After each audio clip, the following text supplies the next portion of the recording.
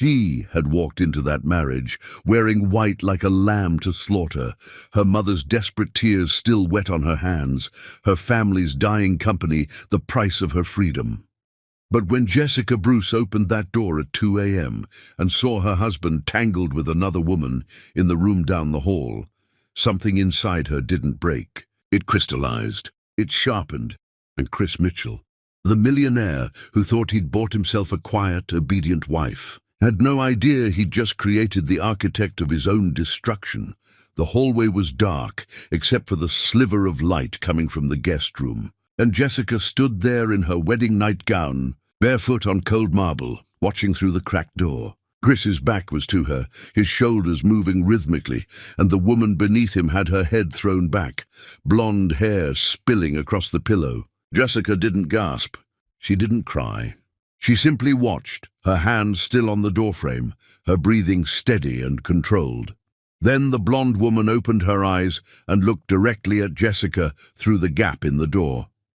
Their eyes met for one terrible second, and Jessica saw recognition there. Not surprise, not guilt, recognition. This woman knew who Jessica was. This woman had been waiting for this moment. Jessica pulled the door closed silently and walked back to the master bedroom where she was supposed to have spent her wedding night. Her feet made no sound on the marble. Her hands didn't shake. She closed the door behind her, locked it, and stood in the center of the room that smelled like expensive cologne and lies. The wedding dress hung on the closet door like a ghost. All that white silk and lace that her mother had insisted on, saying it would make everything legitimate, make the business merger look like a love match. Jessica stared at it, remembering how her mother had cried while fastening the buttons that morning. "You're saving us, baby. You're saving your father, your sister, everyone. The Mitchells are good people. Chris is a good man. You'll be happy." Jessica had wanted to scream that she didn't want to marry a stranger for a business deal, that she was only doing this because her father was sick and the company was drowning, that her happiness was being sacrificed like an offering to cruel gods. But she had looked at her mother's desperate face and said nothing. Now she unpacked her suitcase methodically, hanging each piece of clothing in the massive walk-in closet that was supposed to be theirs, but would only ever be hers. She arranged her toiletries in the bathroom with precision, lining up bottles and tubes in perfect rows. She removed her jewelry piece by piece, the diamond earrings Chris's mother had insisted she wear, the pearl necklace that had belonged to some Mitchell ancestor, all of it cold against her skin. Then she lay down on the bed, fully clothed in her nightgown, and stared at the ceiling until dawn. She didn't sleep. She didn't cry. She just thought, calculated, planned. The blonde woman's face kept appearing in her mind, those eyes that recognized her. Where had Jessica seen her before? She replayed every moment of the past few months, the engagement party, the wedding planning, the family dinners. Then it came to her with perfect clarity.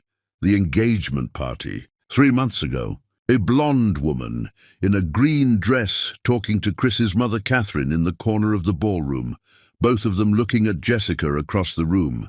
Catherine saying something that made the blonde woman laugh. Jessica had thought nothing of it then.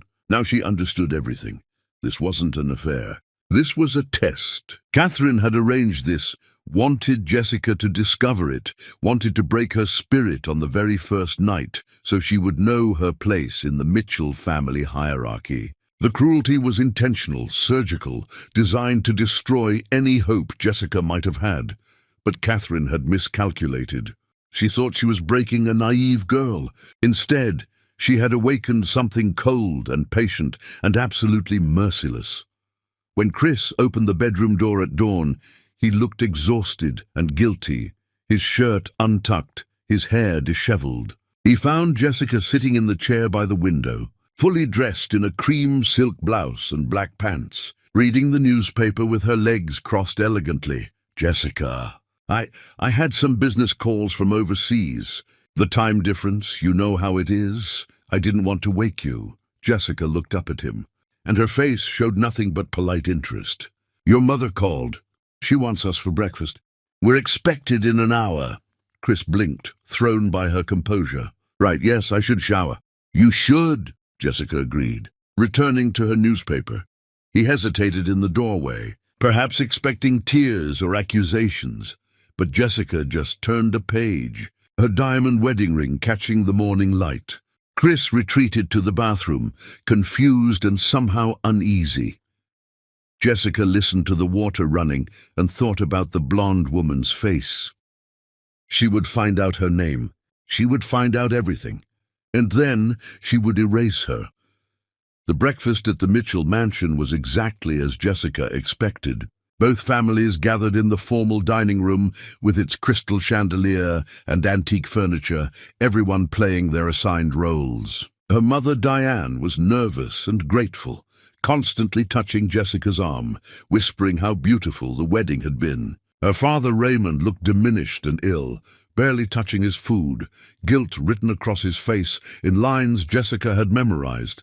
Her younger sister, Natalie, was bright and cheerful, talking about the flowers and the music, the only person at the table who seemed genuinely happy.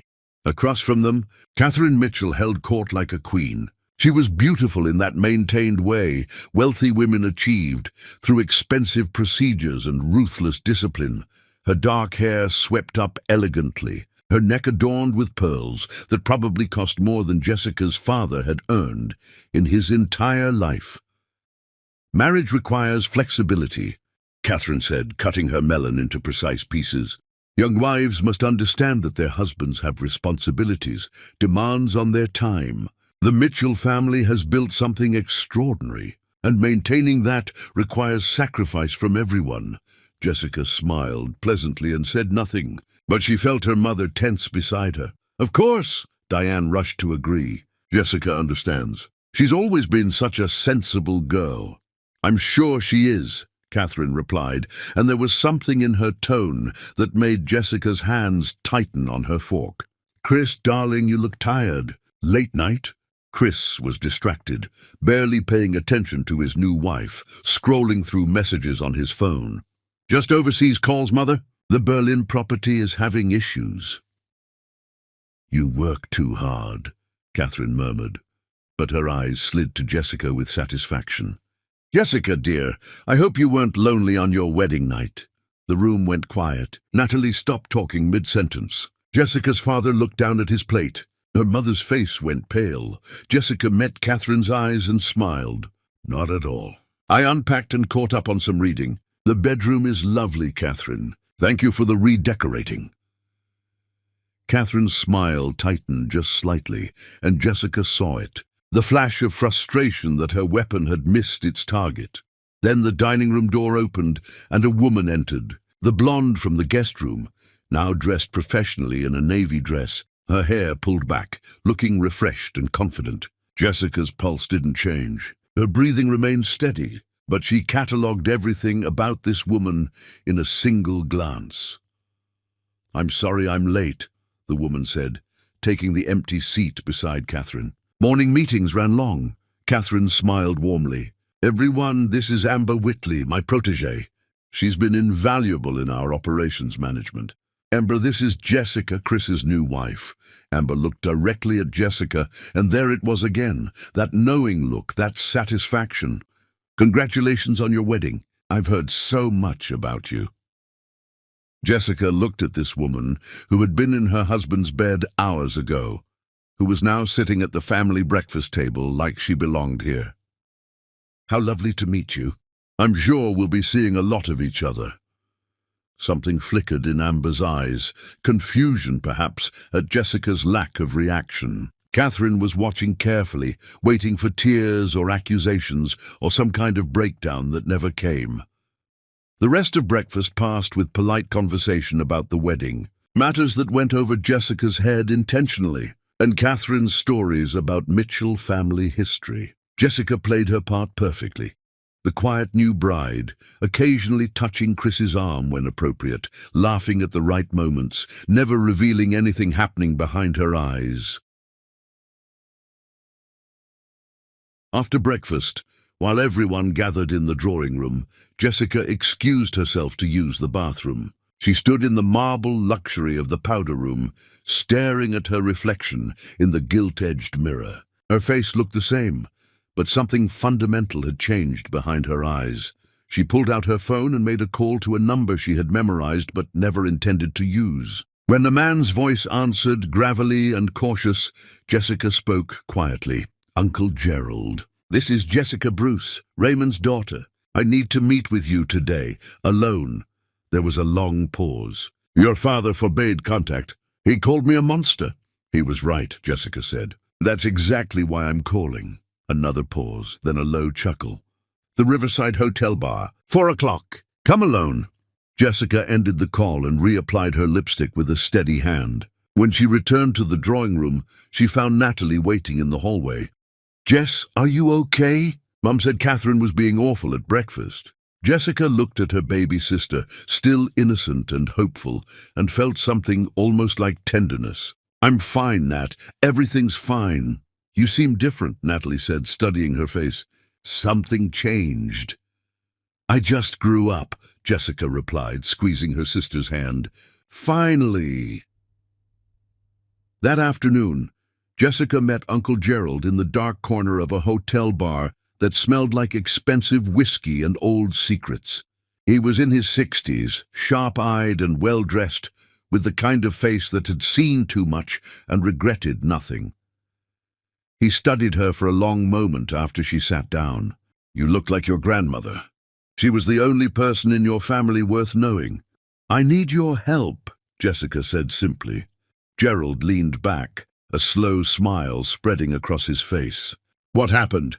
Jessica told him about the wedding night, about Amber, about Catherine's calculated cruelty, about the breakfast that morning.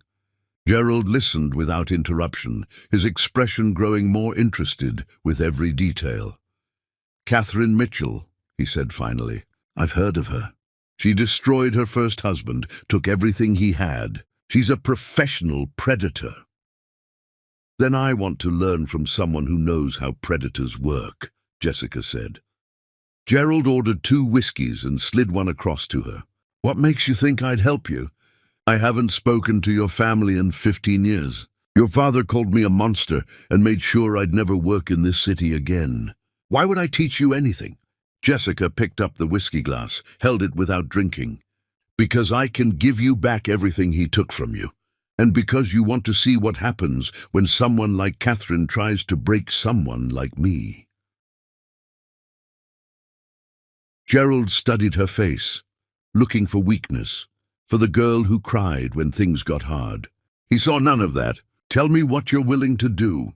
"Whatever it takes," Jessica said. "Easy to say, harder to do." Gerald pulled out a piece of paper and wrote an address. "There's a man at this location who owes your father money. A lot of money. He's been hiding from the debt for 2 years. Find him, get me proof he's there. Do that, and we'll talk about what I can teach you." Jessica took the paper, looked at the address. "That's all?" "That's the test," Gerald said. "Most people think they're ruthless until they actually have to do ruthless things. Come back when you have proof, or don't come back at all." Jessica left the bar and went directly to the address Gerald had given her.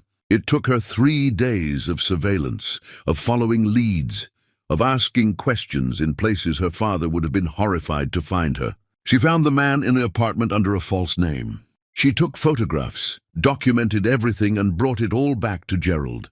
He looked through her evidence and nodded slowly. "You actually did it. Most people would have given up or hired someone to do it for them." "I don't give up," Jessica said. "And I don't delegate revenge." Gerald raised his glass. "Then let's begin your education." That night, back at the Mitchell mansion, Jessica claimed the guest room as her own, telling Chris she needed space to adjust to married life. He barely protested, too consumed with his phone and his business and his secrets. Jessica locked the door, opened a new leather journal and began writing. Not her feelings, not her pain. Just facts, names, connections, weaknesses.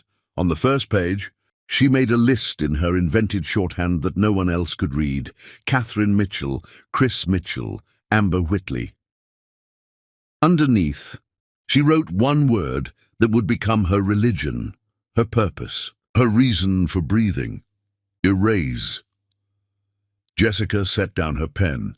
and looked out the window at the manicured gardens of the Mitchell estate, at the empire built on cruelty and maintained by destroying people like her. She thought about the girl she had been yesterday, walking down the aisle in white, still believing in possibilities. That girl was dead. In her place was something new, something that didn't need to announce its danger because everyone would learn soon enough. Something that would smile pleasantly while learning exactly where to cut deepest, and she would start tomorrow. Chapter 2. The Education. Jessica met Uncle Gerald twice a week in different locations across the city, each meeting a test of her commitment and capability. He didn't hand her strategies wrapped in kindness. He made her earn every piece of knowledge through tasks that pushed her boundaries, watching to see if she would break or harden. "Find out where Catherine banks," Gerald said during their second week. "Not just the obvious accounts, the hidden ones, the ones she doesn't want anyone to know about." Jessica spent days following paper trails, befriending bank employees with carefully constructed stories, piecing together fragments of information like a puzzle. When she brought Gerald the account numbers, he studied them with satisfaction. "You're better at this than I expected," he said. "Most people lack the patience for real investigation. They want immediate results, dramatic confrontations. You understand that destruction takes time." Jessica absorbed everything Gerald taught her about reading people, about finding weaknesses in every armor, about the power of patience and timing. She learned how to plant doubts without seeming to criticize, how to isolate people from their support systems, how to make someone question their own perceptions until they couldn't trust themselves. At home, Jessica played her role with careful precision. She was courteous to Catherine without being subservient, establishing a quiet presence that Catherine didn't know how to dismiss. When Catherine made cutting remarks about Jessica's background or her family's financial struggles, Jessica would simply look at her with those empty eyes and change the subject, never giving Catherine the emotional reaction she was hunting for. Chris barely acknowledged his wife's existence. He left early for work, came home late, and spent his evenings in his study or out at functions where Jessica wasn't invited. Amber was always somewhere nearby, at family dinners or social events, a constant reminder of Jessica's humiliation. But Jessica never confronted her, never showed anger or hurt. She simply watched, collecting information about Amber's routines, her insecurities, her complete dependence on Catherine's approval and Chris's attention.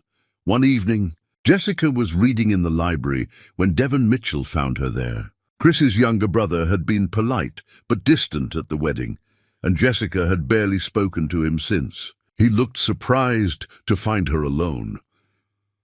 "I didn't know anyone actually used this room," Devon said, gesturing at the leather-bound books lining the walls. "Most of them are just for show." "These aren't," Jessica said, holding up a worn copy of an architecture book. "Someone actually read this one. The margins have notes." Devon came closer, curious. "That was my father's, Theodore. He died when I was young, but I remember him marking up books constantly. My mother burned most of them after he died, said they were clutter." Jessica heard the pain in his casual tone, the loss underneath. "She burned his books?" "She burned a lot of his things," Devon said quietly, settling into the chair across from her. "Said she was making room for the future. I managed to save a few and hide them here." Jessica saw an opportunity but didn't push. She simply asked questions, learned about Theodore Mitchell's vision for the hotels, understood how Catherine had corrupted everything after his death. Devon talked more than he intended, starved for someone who seemed genuinely interested in his father's legacy rather than dismissing it. "You don't work in the family business," Jessica observed. "I have a small place in the historic district," Devon said. "Nothing compared to what Chris runs, but it's mine. I design the spaces myself, choose the art, make it personal. My mother hates it. Chris thinks I'm playing at being an entrepreneur." Jessica heard the lifetime of dismissal in his voice.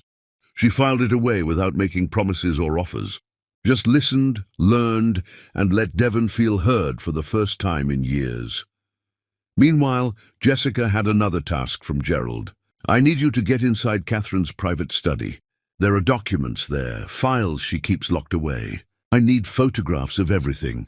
Jessica spent 2 weeks planning the infiltration. She learned Catherine's schedule, identified when the study would be empty, practiced picking the lock on similar mechanisms. When she finally entered that forbidden space, her hands were steady as she photographed every document in Catherine's files. What she found was devastating. Evidence of Catherine's systematic theft from the family trust fund, documentation of her affair with a judge, records of payments to someone named Dr. Vivian Cross for consulting services. Jessica photographed everything and brought it to Gerald. He looked through the evidence with savage satisfaction. This is enough to destroy her. But you're not ready to use it yet. You need more pieces in place first. Catherine has been building her empire for decades. You've been building yours for weeks. Be patient. Jessica understood. Revenge rushed was revenge wasted. She needed to position herself perfectly before striking, needed to ensure that when Catherine fell, she fell so completely there would be no recovery. Gerald also taught her something darker. You need to understand Dr. Vivian Cross. Catherine has been using her for years, paying her to provide psychological manipulation tactics. Cross is a mercenary who specializes in teaching powerful people how to control others. Can I get to her? Jessica asked. Everyone has a price, Gerald said. But you need to offer more than money. You need to offer her something Catherine can't. Figure out what that is. Jessica spent weeks researching Dr. Cross, learning about her practice, her reputation, her conflicts with professional ethics boards. She discovered that Cross was being investigated for her controversial methods, that her license was in jeopardy, that Catherine's continued patronage was one of the few things keeping her practice afloat. Jessica arranged a meeting with Dr. Cross at a cafe, introducing herself simply as someone interested in understanding behavioral dynamics. The psychologist was sharp-faced and assessing, immediately suspicious. "Why are you really here?" Dr. Cross asked, stirring her coffee with precise movements. "I want to understand how Catherine Mitchell operates," Jessica said. "The psychological techniques she uses. I'm willing to pay for that education." Dr. Cross smiled thinly. "Catherine is my client. Professional ethics prevent me from discussing her methods. Catherine uses you to manipulate people," Jessica said calmly, "including her own children. I'm not asking you to betray her directly. I'm asking you to teach me the same techniques you taught her. Aren't you a consultant? Consult for multiple clients." Dr. Cross considered this. "What makes you think I'd risk Catherine's displeasure?" Jessica pulled out a folder and slid it across the table. Inside were copies of complaints filed against Dr. Cross with the licensing board, evidence of her controversial methods, documentation that could destroy her practice if brought to the right authorities. "Because I can make these disappear, or I can make them multiply. Catherine pays you well, but she can't protect you from professional ruin." "I can." Dr. Cross looked through the folder, her face paling slightly. When she looked up, there was something almost like respect in her assessment of Jessica. "You're more dangerous than you look."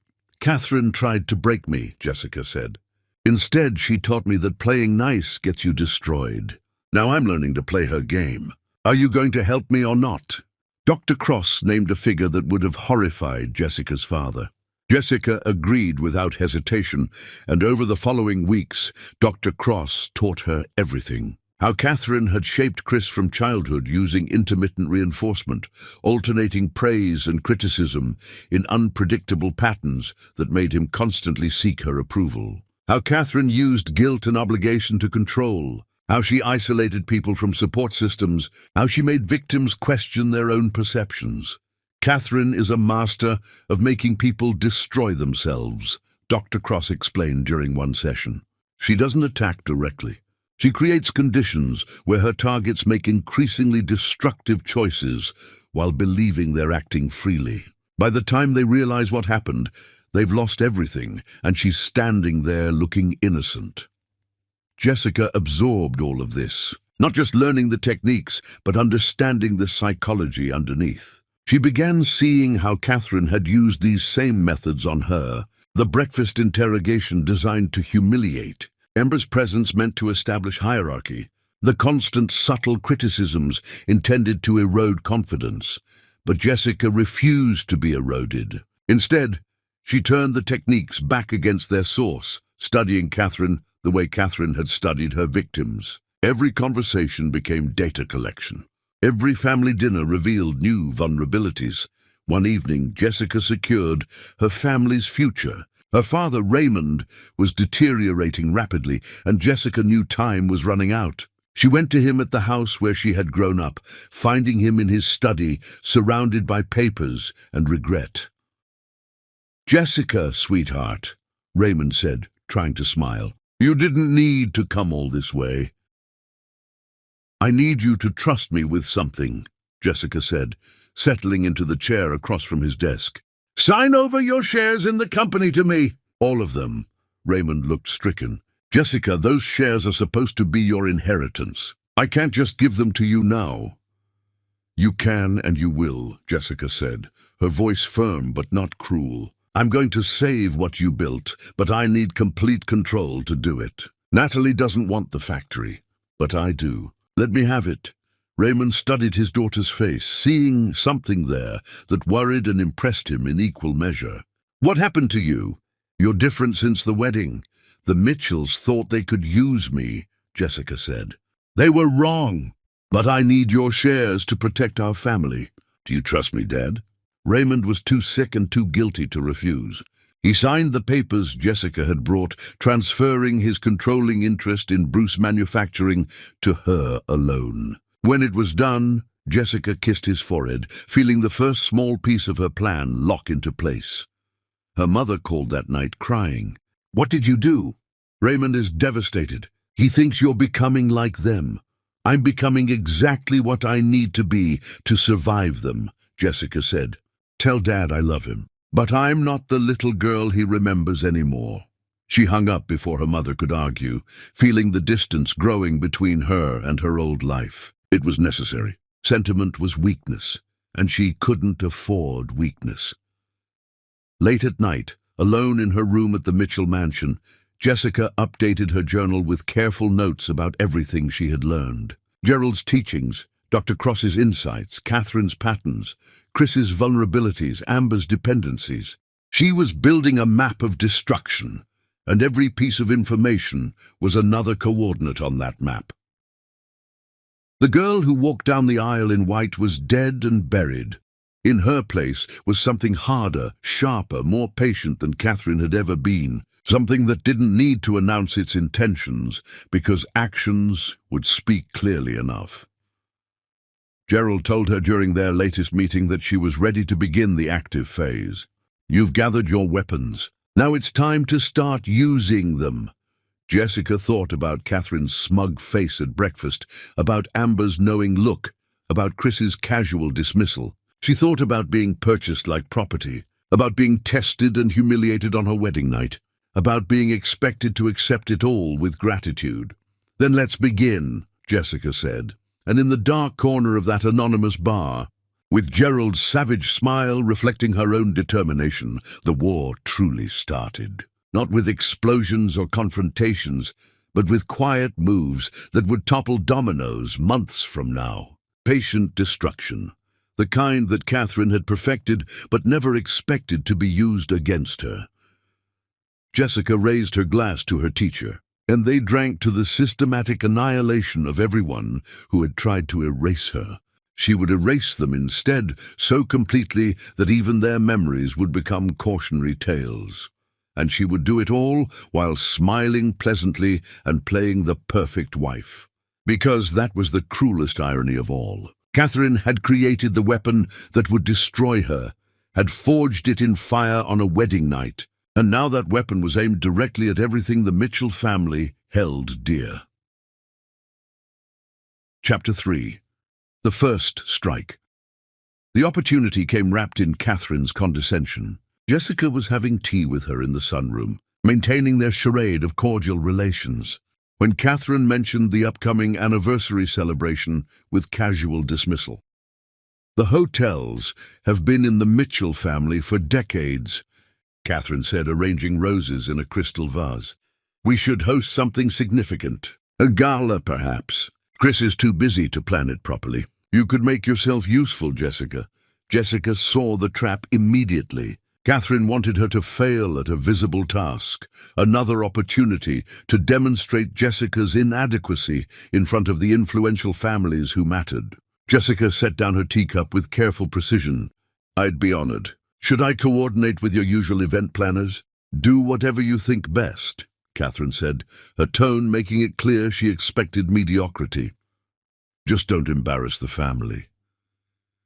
Jessica began planning with meticulous care, but not for the reasons Catherine expected. She had Uncle Gerald investigate every name on the guest list, building profiles of power dynamics, hidden resentments, business frustrations. She learned that several key partners were questioning recent decisions, that tensions existed between various factions, that Chris's aggressive expansion had made important people nervous. But Jessica's most audacious move was the venue. She approached Devon privately about hosting the gala at his boutique hotel. Devon looked at her like she'd suggested hosting it on the moon. "Jessica, that's insane. My place is beautiful, but it's not grand enough for a Mitchell event. Catherine will never agree." Jessica sat across from him in his small office, surrounded by architectural sketches and fabric samples. "Your hotel is perfect. Intimate, beautifully designed, unique. It will showcase your talent to exactly the people who matter. Catherine will object, but I'll handle her." "Why are you doing this?" Devon asked, studying her face. "Helping me, I mean. What's in it for you?" Jessica met his eyes without flinching. "Your family has been keeping you small because you threatened Chris's position. They've spent years making you feel like you're not enough. I know what that's like. So I'm giving you a platform. What you do with it is up to you." Devon looked at her for a long moment, then nodded slowly. "All right, but when Catherine explodes, I'm letting you handle it." When Jessica presented the venue choice to Catherine and Chris, the reaction was exactly as expected. Catherine's face flushed with fury, but they were in a board meeting with other family members present, and she couldn't create a scene without looking petty. "Devon's hotel is hardly appropriate for a Mitchell anniversary celebration," Catherine said, her voice tight with anger. Jessica had prepared for this. "I researched extensively. The major hotels are booked with competing events on our preferred dates. Devon's property offers exclusivity, architectural distinction, and the kind of intimate elegance that will make this event memorable rather than merely large. Several board members have already expressed enthusiasm for the venue." She'd spent weeks ensuring those board members were indeed enthusiastic, having individual conversations where she praised Devon's vision and suggested that Mitchell Hotels could learn from his innovative approach. Now they nodded in agreement, and Catherine found herself outmaneuvered in front of witnesses. "Fine," Catherine said, the word like glass in her mouth. "But if this fails, the responsibility is entirely yours." "Jessica." "Understood," Jessica said pleasantly, knowing she had just given Devon a gift Catherine could never take back. The gala planning gave Jessica legitimate access to every major partner and investor. She met with the Langford family, the Torres brothers, Sandra Willoughby, each meeting carefully constructed to seem like courtesy, but functioning as intelligence gathering. Jessica asked questions that seemed innocent, but led them to articulate concerns they'd been suppressing. With Richard Langford, she mentioned casually that she'd been reviewing expansion projections and found some assumptions interesting. She didn't criticize, just expressed curiosity, and let Richard explain his own doubts about the European ventures. With the Torres brothers, she wondered about oversight procedures after Trevor's embezzlement, and they revealed their frustration with Chris's lack of transparency. With Sandra Willoughby, she praised Theodore Mitchell's original vision, and Sandra admitted she worried those values were being lost. Jessica planted seeds without seeming to plant anything at all. Just asked questions and listened and let them convince themselves that changes might be necessary. The night of the gala, Jessica wore a dress the color of blood, fitted perfectly, and she moved through Devon's hotel like she owned every inch of space. She remembered names without referring to notes, asked intelligent questions that revealed genuine understanding, laughed at jokes without performing, and demonstrated a comprehensive knowledge of the hospitality industry that she'd spent months acquiring. Devon's hotel was indeed perfect for the event. The intimate spaces encouraged real conversation rather than performative socializing. The artistic details impressed without overwhelming, and by evening's end, several influential families approached Devon about hosting their own events at his property. Jessica watched Devon's confidence grow throughout the night, watched him transform from the dismissed younger brother into someone people respected. She had given him something Catherine could never provide, genuine opportunity earned through talent rather than grudging family obligation. Chris noticed his wife for the first time in months. He kept watching her across the room, seeing how easily she commanded attention, how naturally people gravitated toward her intelligence and warmth. When their eyes met, Jessica didn't smile triumphantly. She simply looked at him with that same empty expression, raised her glass slightly, and turned away to continue a conversation with Sandra Willoughby. Catherine's face was tight with fury all evening, watching Jessica charm everyone who mattered, watching Devon's property become the talk of society, watching her careful plans to humiliate Jessica backfire spectacularly. But she couldn't cause a scene without revealing her intentions. So she maintained her gracious hostess facade while seething underneath. After the gala, in the car ride home, Chris spoke to Jessica for the first time in weeks. "You did well tonight." Jessica continued looking out the window at the passing city lights. "Thank you. Mother was right. You have capabilities I didn't recognize." Jessica turned to look at him, and in the darkness of the car, she let him see something cold in her eyes. "Your mother doesn't know anything about what I'm capable of." Chris felt something unsettling slide down his spine, a premonition he couldn't quite name. "What does that mean?" "It means you should pay more attention," Jessica said softly. "To a lot of things." When they arrived at the mansion, Chris followed her inside, and for the first time since their wedding night, he reached for her. His hand caught her wrist as she moved toward the stairs. Jessica looked down at his hand on her wrist, then up at his face. She didn't pull away violently or make a scene. She simply waited utterly still until Chris became uncomfortable and released her. "We should talk," he said. "We've been married for months and we barely speak." "Whose choice was that?" Jessica asked, her voice soft and devastating. Chris had no answer. Jessica walked up the stairs without looking back, and behind her, Chris stood in the foyer, feeling like he'd just been dismissed by someone far more powerful than he'd ever imagined his quiet wife could be. The next morning, Catherine summoned Jessica to her private sitting room. The older woman was vibrating with barely controlled anger. Her gracious mask completely dropped now that they were alone. "You made quite the impression last night," Catherine said, the words sharp as knives. "Thank you," Jessica replied, settling into the chair Catherine hadn't offered.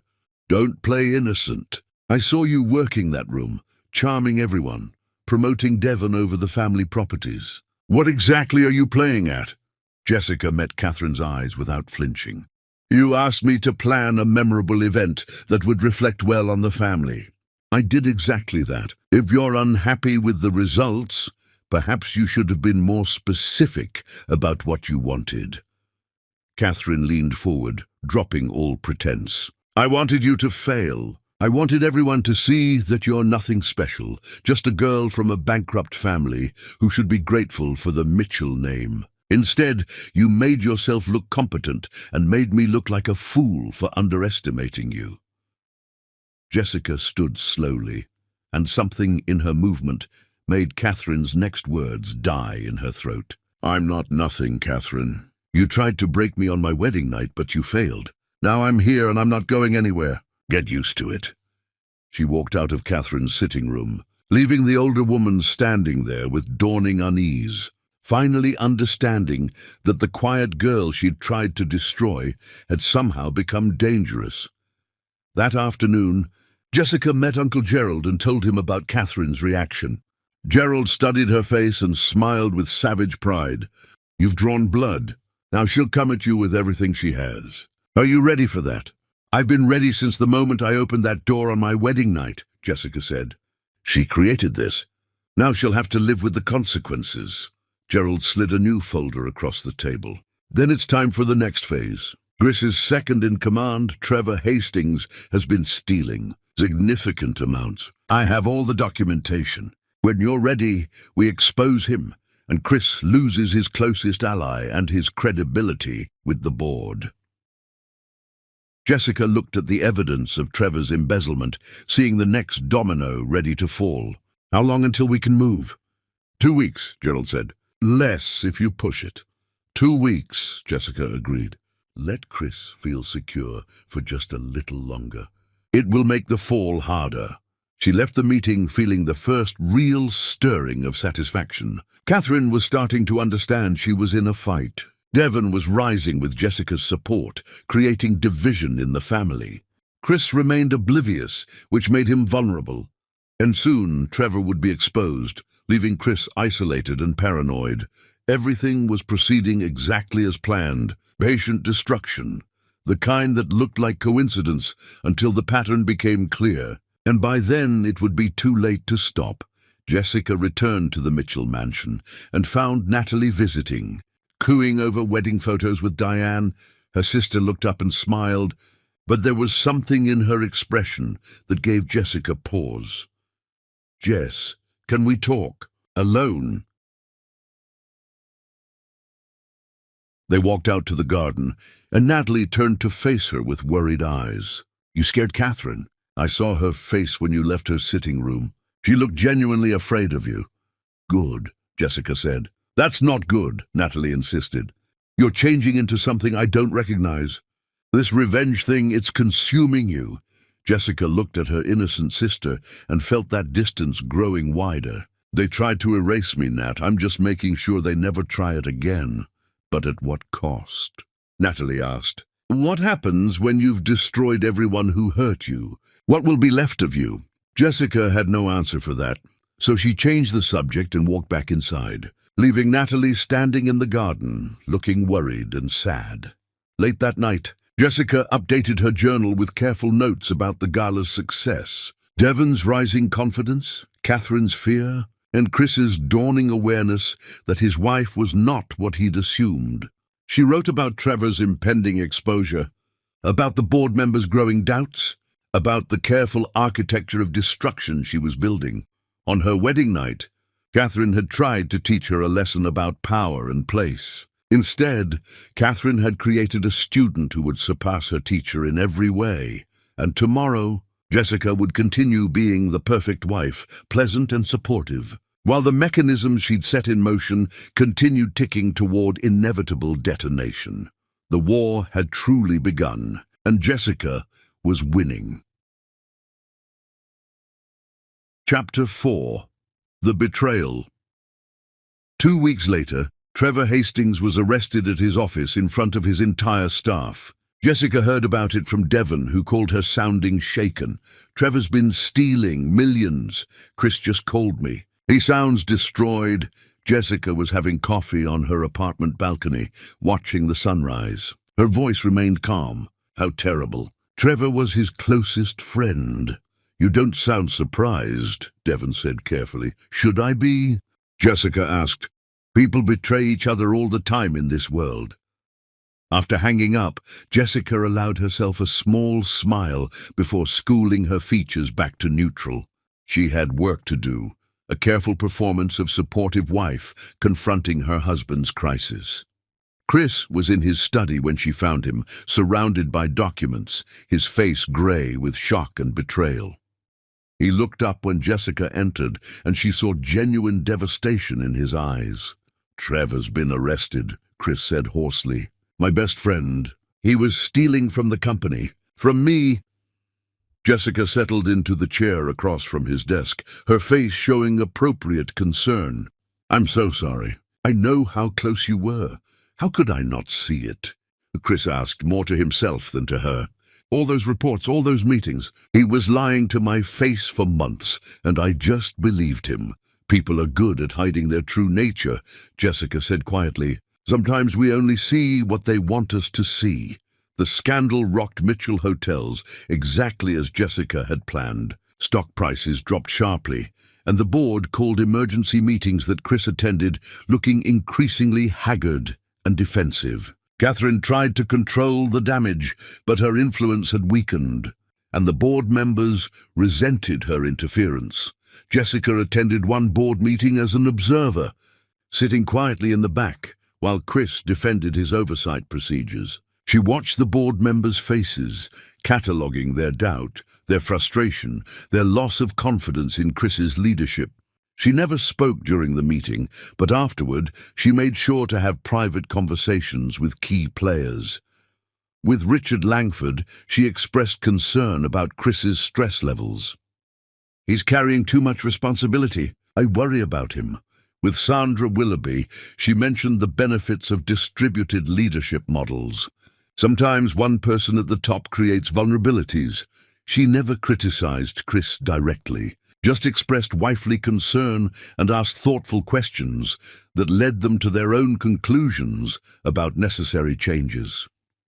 Meanwhile, Jessica had been quietly investing in Devon's hotel through shell companies Gerald established.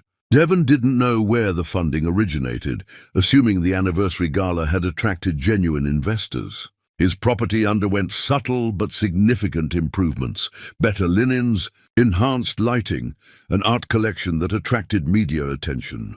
Within months, Devon's boutique hotel became the preferred venue for society events, and he gained confidence with each success. Chris watched his younger brothers rise with growing resentment, seeing Devon succeed where he was failing, not understanding Jessica's invisible hand behind it all. At a family dinner, Catherine finally addressed Devon's success with characteristic bluntness. "Your little hotel is doing well. Perhaps it's time to bring it properly into the family business." "Let Chris help you expand." Devon set down his fork, his voice steady. "I prefer to keep it independent." "It's mine." "That's selfish," Catherine snapped. "The family gave you everything. Now you owe us your loyalty." "I've repaid what I borrowed," Devon said quietly. "What you gave me you used as control. I'm done with that." Chris joined his mother's side. "She's right, Devon. You're benefiting from the Mitchell name. That has value." Jessica watched the two men circle Devon like predators, and she set down her own fork with deliberate care. Devon built his reputation through his own talent. His hotel succeeds because it offers something unique. Shouldn't the family be proud of his independence rather than trying to absorb it? Catherine turned her cold gaze on Jessica. "Family business doesn't concern you." "I'm Chris's wife," Jessica said, her voice pleasant but unyielding. "That makes me family." The dinner ended in tense silence, but afterward Devon found Jessica in the library. "You've been helping me, haven't you? The investments, the sudden improvements. That was you." Jessica didn't deny it. "Your family has been crushing you for years. I gave you resources. What you built with them is all yours." Devon looked at her with growing understanding. "When this all comes apart, whose side will I be on?" "On your own," Jessica said. "Always your own. But when the time comes, remember who supported you and who tried to destroy you." Devon nodded slowly, and Jessica knew she had secured another piece on the board. When Chris fell, Devon would not save him. Jessica also began working with Dr. Cross more intensively, learning about Chris's psychological conditioning. The psychologist explained how Catherine had shaped her son from childhood, creating someone who constantly sought approval but never felt secure. Catherine was afraid Chris would become independent, Dr. Cross explained during one session.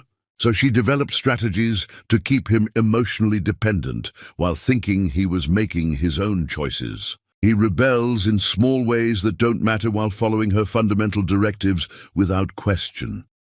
"Like marrying me," Jessica said. "Exactly," Dr. Cross agreed. He probably thought it was his decision, but Catherine orchestrated everything. She chose you specifically because you seemed manageable. That was her greatest miscalculation. Jessica filed all this information away, beginning to understand Chris not as the monster from her wedding night, but as a weapon Catherine had forged and wielded. It didn't excuse what he'd done, but it explained how he'd become capable of such casual cruelty. One evening, Chris came to Jessica's room looking exhausted and lost. She let him in but remained standing, keeping distance between them. "Everything's falling apart," he said. "Trevor betrayed me. The board questions everything I do. Mother is pressuring me constantly. I don't know who to trust anymore." Jessica watched him struggle, seeing his foundations crumble. "That must be difficult." Chris moved closer, reaching out to touch her arm. "You're the only person who doesn't seem to want something from me. Everyone else wants my money, my name, my position. But you just exist, independent, strong." Jessica didn't pull away from his touch, but didn't lean into it either. "Maybe that's because I never expected anything from you. You made that clear on our wedding night." Chris flinched. "I know I hurt you. I was thinking only about what Mother expected, what I thought was acceptable. I didn't see you as a real person, just another obligation." "And now?"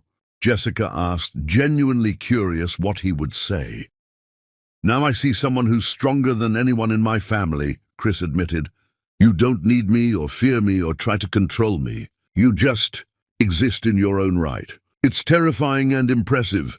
Jessica stepped back, breaking the contact. "I appreciate your honesty, but recognition doesn't undo damage. You can't build on foundations you destroyed." Chris looked wounded, his ego bruised by her continued rejection. "Can we at least try to be friends? Partners in this marriage, if not lovers." "We're partners in name," Jessica said. "That's all we'll ever be." After he left, Jessica stood at her window watching the city lights, thinking about Chris's words. He was starting to see her as a person, but only because his world was crumbling and she remained standing. That wasn't genuine growth. That was just recalibration of who held power. Uncle Gerald called the next morning with news. "Catherine's been stealing from the family trust. I have complete documentation. Years of systematic theft from Chris and Devon's inheritance. Millions siphoned into offshore accounts." Jessica felt electricity run through her. This is it. The weapon that destroys her completely. "There's more," Gerald said. "She's been having an affair with a judge. Several rulings for Mitchell hotels came from him. It's corruption on top of theft." Jessica thought about Harold Pemberton, Catherine's first husband, who had written in his suicide note that Catherine erased his existence. Now Catherine would understand what that felt like. "We need Bernard," Jessica said. "Theodore's brother. If he presents this to Chris with us, it will carry more weight." Gerald arranged the meeting, and Bernard Mitchell arrived looking older but with fire in his eyes. When Jessica showed him the evidence of Catherine's theft from the trust his brother Theodore had established, Bernard's hands shook with rage. "I always knew," Bernard said hoarsely. "Theodore told me something was wrong before he died, but she moved so fast afterward, pushed me out before I could prove anything." "Now we can prove everything," Jessica said. "Will you help us bring this to Chris and Devon?" Bernard looked at this young woman who had married into his family and somehow become its avenging angel. "Theodore would have liked you. He always said the strongest people were the ones who refused to stay down. When do we do this?" "Tomorrow," Jessica said. "At the mansion, with both brothers present. Catherine needs to face all of you at once." That night, Jessica barely slept, running through every detail of the confrontation to come. She had Gerald's documentation, Bernard's testimony, Dr. Cross's psychological insights, and the smoking gun of Catherine's systematic betrayal. Everything was aligned perfectly. Tomorrow, Catherine Mitchell would fall, and Chris would watch his mother be destroyed by the wife he'd underestimated, the woman he'd betrayed on their wedding night, the instrument of divine retribution he'd created through his own cruelty. Jessica stood at her window, watching the pre-dawn darkness, feeling no joy or satisfaction. Just cold determination to see this through to the end. Catherine had tried to erase her. Instead, she had created someone capable of erasing back. And tomorrow everyone would learn that lesson simultaneously. The student had not only surpassed the teacher, but had learned when to deploy the weapons she'd been gathering for months. Catherine thought she was fighting a naive girl. Tomorrow, she would discover she was fighting someone who had studied her, learned from her, and ultimately became better at destruction than Catherine had ever been. The war was about to reach its first major victory, and Jessica felt nothing but the ice-cold certainty that this was necessary, deserved, and only the beginning of the devastation to come. Chapter 5. The Mistress Destroyed. Before confronting Catherine, Jessica needed to eliminate Amber Whitley. The mistress had been a willing participant in Jessica's humiliation, had looked her in the eye on that wedding night with satisfaction, had sat at the family breakfast table the next morning like she belonged. Jessica had been patient, studying Amber for months, learning her patterns and vulnerabilities. Now it was time to execute her removal with surgical precision. Amber's entire identity revolved around two things: Chris's attention and Catherine's approval. Without those anchors, she would drown. Jessica set about removing both. Chris had been meeting regularly with Simone Reichert, a sophisticated German businesswoman exploring partnerships. The meetings were legitimate, but Jessica saw how they could be weaponized. She had private investigators photograph Chris and Simone at dinner, capturing moments of laughter and animated conversation, innocent images that could be interpreted as intimate through the right lens. Jessica arranged for these photographs to be delivered to Amber's apartment, with a note typed on plain paper. Some people are replaceable, others are just temporary. She didn't need to see Amber open that envelope to know how it would land. The paranoia would eat at her. The fear of being discarded would consume her logic, and she would self-destruct exactly as Jessica intended. Within days, Amber made her fatal mistake. She confronted Chris at his office, hysterical and accusatory, demanding to know if he was replacing her with Simone. Several colleagues witnessed the scene, and Chris was humiliated and furious at her unprofessional behavior. "We're done," Chris told her coldly, his voice carrying through the office. "This is inappropriate, and I won't tolerate it." Jessica heard about the confrontation from Devon, who had been present for the disaster. She allowed herself a small, satisfied smile before schooling her features back to neutrality. But Amber wasn't finished drowning yet. She came to the mansion that evening, finding Jessica alone in the garden. The blonde woman looked destroyed, her makeup smeared, her hands shaking with desperation. "You did this," Amber said, her voice raw. "Somehow you orchestrated this." Jessica looked up from her book, her face showing nothing but mild curiosity. "Did what?" Chris ended things. "He called me paranoid and unprofessional, but I saw those photographs, Jessica. Someone sent them to me. Someone wanted me to confront him." Jessica set down her book carefully. "Perhaps he genuinely is with someone else. Chris isn't exactly known for loyalty." Amber's face crumpled. "You knew, this whole time you knew about us?" "And I saw you that night," Jessica said, each word precisely placed. "I opened the door to the guest room. I watched you with my husband. You looked right at me through that gap in the door. Do you remember?" Amber's face went white. "I didn't know you were there until you opened your eyes and looked directly at me," Jessica interrupted. "And the next morning you sat at Catherine's right hand at breakfast like you belonged there. So yes, Amber, I've always known. I've been watching you every single day since." Amber sank onto the garden bench, understanding starting to dawn in her eyes. "Catherine said you needed to understand your place. She said it was a test, that you'd accept it and know your role in the family. How did that work out?" Jessica asked softly. "What are you going to do to me?" Amber whispered. Jessica stood gathering her book. "I'm not going to do anything to you. You're going to do it all yourself." You already started when you confronted Chris publicly. Now watch what happens next. She left Amber sitting in the garden, and within the week, Chris had transferred Amber to Los Angeles, ostensibly to oversee a struggling property, but really to create geographic distance. Jessica made sure the assignment was positioned as a last chance, a test of Amber's capabilities without Chris's direct support.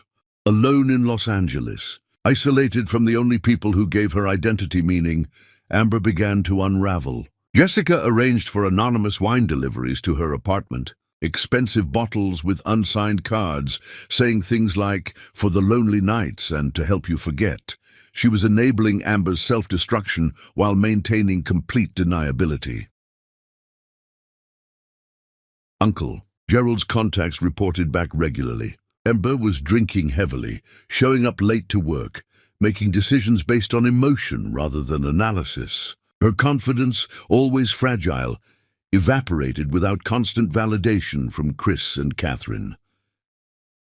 Then Jessica played her final move. She had Gerald's technical specialist create a perfectly forged email chain showing Catherine and Chris discussing replacing Amber with someone more stable. The emails discussed Amber's emotional instability, questioned her competence, and suggested she was becoming a liability. The forgery was delivered to Amber through a deliberate, accidental send from a fake account. Amber believed it completely. Within 2 months, she made her catastrophic mistake, approving a renovation contractor who had been recommended by someone she trusted. The contractor was unlicensed, causing massive structural damage. The lawsuit would cost Mitchell Hotels millions, but the contractor recommendation had come through one of Gerald's proxies, a trap Jessica had constructed and Amber had walked into blindly. The board demanded Amber's termination, and Chris fired her via email, too busy to even call. Jessica made sure she was copied on that email chain, reading Chris's cold dismissal of someone he'd once taken to bed on his wedding night. Jessica arranged to be in Los Angeles for unrelated business when she heard Amber was working at a budget hotel chain near the airport. She attended a charity event in the area and found Amber there, looking hollow and desperate, her maintained beauty starting to fade under stress and alcohol. In the ladies' room, they were briefly alone. Amber looked at Jessica's reflection in the mirror, and her face crumbled with recognition and understanding. "You destroyed me," Amber said. "Every step, every mistake I made. You orchestrated all of it." Jessica reapplied her lipstick with a steady hand. "You participated willingly in humiliating me on my wedding night. Catherine arranged it, Chris executed it, but you were there by choice. You looked at me through that door and felt superior. Now you understand what it feels like to be nothing."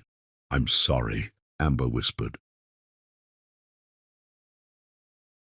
"I'm so sorry. Catherine promised me security, and I was stupid enough to believe her." Jessica turned to face her directly. "Catherine destroys everyone she touches. You should have researched her first husband before getting involved with this family. Harold Pemberton wrote that she erased his existence. Now you understand what that means. What do I do now?" Amber asked, tears streaming down her face. Jessica felt no pity, only cold satisfaction. "You survive. If you can, that's not my concern." She walked out, leaving Amber crying in the bathroom, and she felt nothing but the hollow completion of necessary destruction. Amber Whitley had been erased, reduced from confident mistress to broken woman working minimum wage, drinking away her regrets, living with the consequences of participating in someone else's cruelty. One weapon down. Now for the architect of it all. Jessica returned home to find Chris had been trying to reach her repeatedly. When she finally called him back, his voice was agitated and desperate. "Where have you been? I needed to talk to you." "Los Angeles," Jessica said calmly. "Handling personal matters." "What's wrong?" "Everything," Chris said. "The board is questioning every decision. Mother is pressuring me constantly. I feel like everyone's working against me." Jessica heard the paranoia in his voice, the isolation she'd been carefully engineering. "I'm home now. We can talk." When Chris came to her room that night, he looked exhausted and frightened. Jessica let him in but kept distance between them, watching him struggle to articulate his fears. "I don't know who to trust anymore," Chris admitted. "Everyone seems to have an agenda." "Maybe they do," Jessica said. "Or maybe you're finally seeing clearly what was always there." Chris looked at her with something like desperation. "You don't lie to me. You don't pretend to support me while undermining me. You're just honest, cold sometimes, but honest." Jessica almost laughed at the irony. Chris had no idea she'd been systematically dismantling his life for months. But she kept her face sympathetic. "You're going through a difficult time. The Trevor situation, the board pressure, it's affecting your perception." "Maybe you're right," Chris said, wanting to believe her. "Maybe I'm just paranoid." Jessica said nothing, letting him convince himself of his own instability.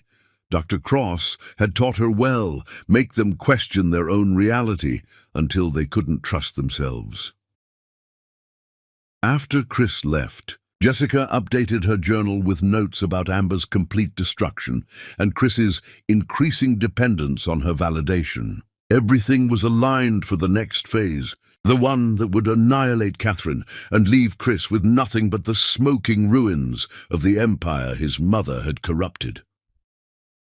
Tomorrow, the confrontation would happen. Bernard Mitchell would arrive with righteous fury. Gerald would present the evidence. Devon would witness his mother's betrayal, and Chris would watch his entire world collapse.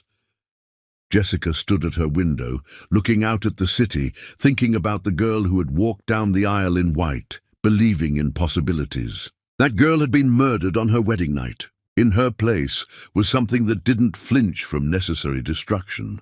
Something that understood cruelty had to be answered with precision rather than emotion. Amber was gone. Catherine would fall tomorrow. Chris was unraveling, and Jessica felt nothing but the cold certainty that this was justice, not revenge. They had tried to erase her. She was simply erasing them back, more completely than they'd ever imagined possible. The mechanisms she'd set in motion were all clicking toward detonation. And tomorrow, the first major explosion would tear through the Mitchell family, leaving nothing but devastation in its wake. Jessica had learned from Catherine, surpassed her, and now would demonstrate that the student had become something far more dangerous than the teacher. Not because she enjoyed destruction, but because she understood it was the only language these people spoke, and she was fluent. Chapter 6. The Mother Falls. Bernard Mitchell arrived at the mansion looking like vengeance itself. Decades of suppressed rage finally given righteous purpose. Jessica met him at the door with Uncle Gerald, and together they prepared for the confrontation that would destroy Catherine utterly. "Where do you want to do this?" Bernard asked, his hands gripping the folder of evidence so tightly his knuckles were white. "Chris's study," Jessica said. "With Devon present, Catherine needs to face all three of you simultaneously." She had arranged the meeting under the pretext of discussing board concerns, ensuring Chris and Devon would be there without alerting Catherine to the ambush. When everyone assembled, Catherine walked in, expecting to dominate whatever discussion was happening, seeing Bernard and freezing mid-step. "What is he doing here?" Catherine demanded, her voice sharp with alarm. "He's Theodore's brother," Jessica said calmly, closing the door behind Catherine. "He has every right to be here for this discussion about family finances." Catherine's eyes darted between the assembled people. Seeing Jessica's calculated calm, Gerald's satisfied smile, Bernard's barely controlled rage, and her son's confused faces. "What is this?" Jessica nodded to Gerald, who began laying documents on Chris's desk with methodical precision. "Your mother has been stealing from the family trust fund for years. Nearly $15 million has been siphoned into offshore accounts. Money that should have been your inheritance and Devon's." The room went silent except for the sound of papers being spread across polished wood. Devon stared at the documents in shock. Chris picked up pages with shaking hands, reading evidence of systematic theft and betrayal. "This is fabricated," Catherine said, but her voice lacked its usual authority. Someone has manufactured evidence to attack me.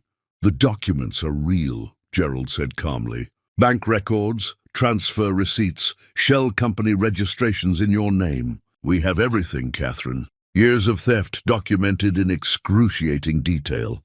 Chris was reading through the evidence, his face going from confused to horrified to devastated. Mother, tell me this isn't true. Tell me you didn't steal from us. Catherine drew herself up, trying to reclaim her authority. I managed the family money. Theodore left me in charge, and I made decisions that grew the estate. Sometimes that requires complex structures that funnel millions into your personal accounts, Bernard said, his voice hard with decades of suppressed fury. Theodore left that trust for his sons. You've been robbing them since they were children, and I've been watching helplessly for years, unable to prove it. Devon was pale and silent, looking at his mother like she was a stranger.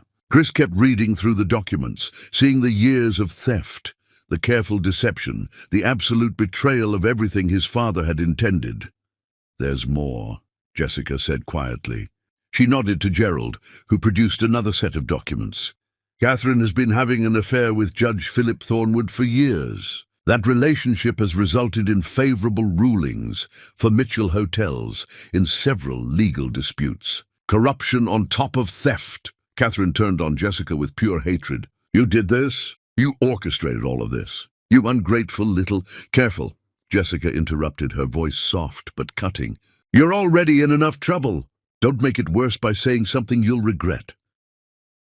Chris was looking at the judge's rulings now, seeing the pattern of favoritism, understanding how his mother had been compromising Mitchell Hotel's integrity for her own benefit. His hands were shaking as he set down the papers. The judge's wife has cancer, Jessica continued. She's been undergoing chemotherapy while her husband betrays her with your mother. When she found out, she filed for divorce, and the affair became public. Catherine has been labeled a homewrecker in every society column. Catherine's face was losing color, her carefully maintained composure cracking under the weight of total exposure. Chris looked at his mother, and his voice came out hollow and broken. Did you ever care about us at all? Or were we just assets to manage? Catherine's mask shattered completely. Caring is weakness. Theodore cared, and where did it get him? Dead at 48 from a heart attack because he couldn't handle the stress of actually building something significant. I made this family powerful. I made you into someone who matters, Chris. Everything you have is because I was strong enough to do what Theodore couldn't. You stole from your own children, Bernard said, standing up. You corrupted Theodore's vision, pushed me out when I tried to stop you, and turned this family into exactly what he never wanted it to be. Devon spoke for the first time, his voice shaking. Do it, Chris. Cut her off. I don't want her in my life anymore. Chris looked at his younger brother, seeing agreement in Devon's eyes, then turned back to their mother. Jessica watched him struggle, saw the lifetime of conditioning warring with the evidence in front of him. You need to make a choice, Jessica said to Chris, her voice cutting through his paralysis. The board already knows about the theft investigation. If you don't act decisively now, they'll question your judgment and your ability to lead. Your mother's crimes will destroy you too, unless you separate yourself from her completely. Chris stared at Jessica, understanding for the first time that she had orchestrated this entire confrontation, that she had been working toward this moment for months. You planned this. All of it. Your mother tried to break me on our wedding night, Jessica said, her voice steady and cold. She orchestrated your infidelity as a test, wanted me to know my place. Instead, she gave me a reason to destroy her. This is what happens when you try to erase someone who refuses to disappear. Catherine was staring at Jessica with horror and grudging respect. You've been planning this since your wedding night. Studying us, gathering weapons, waiting for the perfect moment? Yes, Jessica said simply. The word hung in the air. Confirmation that everything had been calculated, that Jessica had spent months becoming exactly what she needed to be to annihilate Catherine completely. Chris made his decision. His voice was hollow but firm. "Mother, you're removed from all company positions effective immediately. Your access to family accounts is revoked. You'll receive a basic allowance, nothing more. And you need to leave this house. You're no longer welcome here." Catherine looked at her son, perhaps for the first time, seeing him as someone capable of opposing her. "You're choosing her over me? Some girl from a bankrupt family over your own mother." "I'm choosing integrity over corruption," Chris said, though his voice broke. "Dad would be ashamed of what you've done. Get out, Mother, before I call the authorities about the theft." Catherine looked around the room, seeing no ally, no escape, no way to manipulate herself out of this corner. Her empire of influence was collapsing in real time, all her careful construction demolished in a single afternoon. She turned to Jessica one final time. "You've destroyed a family, made yourself into exactly what you claim to hate. I hope you can live with that." "You created me," Jessica said. "Every lesson I learned from watching you. The difference is I know when to stop. You never did." Catherine left the mansion that afternoon, taking only what she could carry, exiled from the world she'd dominated for decades. Jessica watched from the window as Catherine's car pulled away, feeling no triumph, just cold completion of necessary destruction. Behind her, Chris was sitting in his chair with his head in his hands. Devon was staring at nothing, and Bernard was crying quietly for his brother, who had died never knowing his wife was destroying everything he built. Jessica had annihilated Catherine Mitchell completely, stripped her of power, position, money, influence, and respect. The woman who had tried to erase her on her wedding night was now erased herself, relegated to a small apartment in Florida, abandoned by everyone she'd manipulated and controlled. Within days, the society columns were vicious. Catherine's friends abandoned her instantly. Her charity boards asked for her resignation. Her private clubs revoked her memberships. She became a pariah, shunned and forgotten by the world she'd once ruled. Jessica received reports about Catherine's deterioration from Gerald's contacts. The older woman was aging rapidly, her carefully maintained beauty crumbling under stress and isolation, her power completely evaporated. It was everything Jessica had wanted. Complete victory, total erasure, Catherine Mitchell reduced to nothing, just as she had tried to reduce Jessica to nothing. But standing in her room at the mansion that night, looking out at the gardens Catherine had designed, Jessica felt hollow rather than triumphant. She had destroyed the architect of her humiliation, but the victory tasted like ash. Natalie called that evening, her voice heavy with concern. "I heard about Catherine." "Jess, what did you do?" "What I had to do," Jessica said. "You've become exactly like her," Natalie said. "Can't you see that? You're destroying people, erasing them, becoming the monster you were fighting." Jessica thought about that for a long time after hanging up. Had she become Catherine? Or was she just someone who had learned to fight back in the only language her enemies understood? She didn't know the answer. But Catherine was gone. Chris was breaking, and there was still more destruction to come before Jessica would be finished. The war wasn't over yet. It was just entering its final, most devastating phase, and Jessica had one more enemy to destroy before her revenge would be complete. Chapter 7. The Husband Breaks. Chris sat in Dr. Marcus Reeves's office, his third therapy session this week, and felt his entire sense of self crumbling like sand. Catherine was gone, Trevor was in prison, the board questioned his every decision, and his wife had just revealed herself as the architect of his destruction. He didn't know who he was anymore. "Tell me about your earliest memories of your mother," Dr. Reeves said, his voice gentle but firm. Chris thought back, trying to find moments of maternal warmth, coming up empty. "She was always testing me, praising me one day, criticizing me the next. I never knew which version I'd get. I spent my whole childhood trying to figure out what she wanted from me. That's called Intermittent reinforcement, Dr. Reeves explained. It's one of the most powerful psychological conditioning techniques. It creates intense dependency because the subject never knows when approval will come, so they keep seeking it constantly. Chris felt something cold slide through him. She was conditioning me? Like training an animal? Dudu, she was shaping you into what she wanted you to be, Dr. Reeves said carefully, making you dependent on her approval while believing you were making your own choices. It's a form of psychological abuse, Chris, and it started when you were a child, before you had any defenses against it. Chris thought about every decision he'd ever made, wondering how many were genuinely his and how many were Catherine's programming. The marriage to Jessica, Mother pushed for that match, said it was good strategy, that Jessica's family needed us and we needed their manufacturing capabilities. I thought it was my decision, but Catherine presented the options in a way that made her preference seem like your own conclusion, Dr. Reeves finished. That's how she operated. Did you want to marry Jessica? Chris thought about his wedding day, trying to remember his own feelings rather than Catherine's expectations. I didn't know her. She was just there, someone Mother approved of. I went along with it because it seemed like what I was supposed to do. And on your wedding night, Chris's face flushed with shame, I went to Amber, my mother's protégé. I didn't even question it at the time.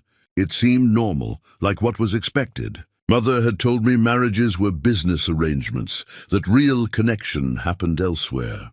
I believed her. But Jessica saw you, Dr. Reeves said. She saw you with Amber that night. Chris nodded, feeling sick. She opened the door.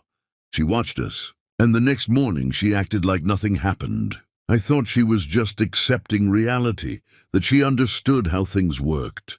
Now I understand she was watching me, learning, planning my destruction from day one. How does that make you feel? Chris laughed bitterly. Terrified, impressed, horrified at what I did to her.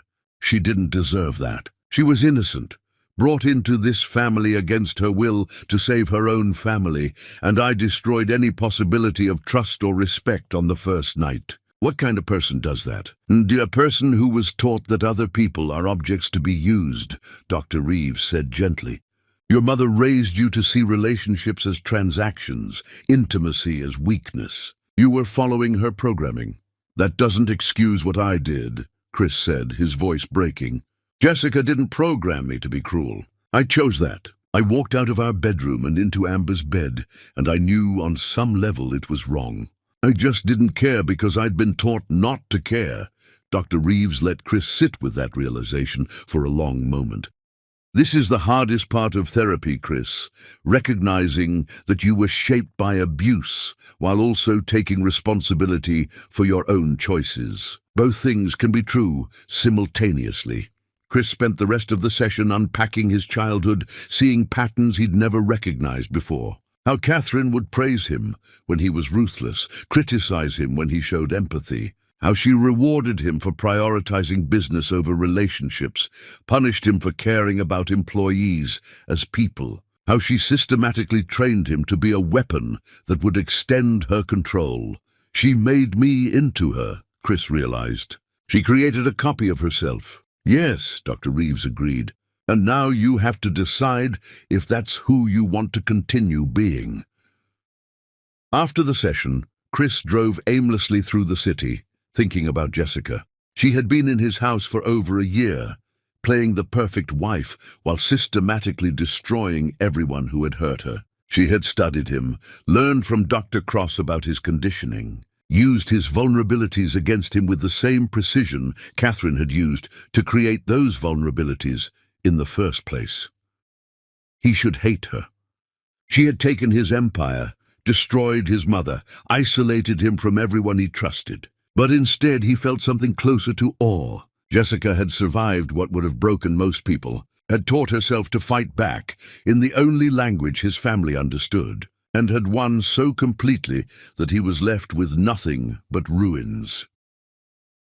Chris found himself at his father's grave, a place he rarely visited. He knelt in front of the headstone with Theodore Mitchell's name and dates, and for the first time in his adult life, he cried. "I'm sorry, Dad," he whispered. "Mother destroyed everything you built, and I helped her do it. I became exactly what you would have hated. And I hurt someone innocent because I'd been taught that was acceptable." He stayed there until dark, mourning the father he barely remembered, mourning the person he could have been if Catherine hadn't shaped him into a weapon, mourning the trust he'd destroyed with Jessica on their wedding night. When he finally left the cemetery, Chris made a decision. He couldn't fix what he'd broken with Jessica. That damage was permanent, but he could stop being the person Catherine had made him. He could become someone his father would have been proud of, even if it was too late for anyone to witness the transformation.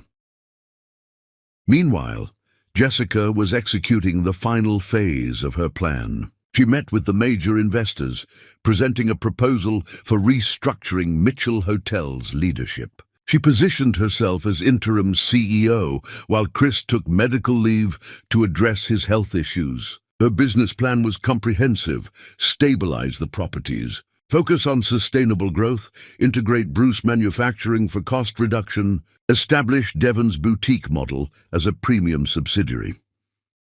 The investors studied her proposal carefully, watching as Chris made another poor decision during a board meeting, and they saw the contrast between Jessica's steady competence and Chris's increasing instability. "The board needs to vote on this," Richard Langford said. "But I think you have the support, Jessica. Chris clearly needs time away from leadership stress."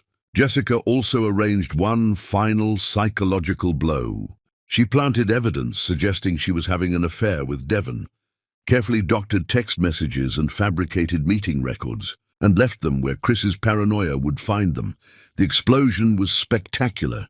Chris confronted Devon at a family gathering, wild-eyed and enraged, accusing him of betrayal. Devon was shocked and confused, defending Jessica and revealing that she had been his financial backer all along.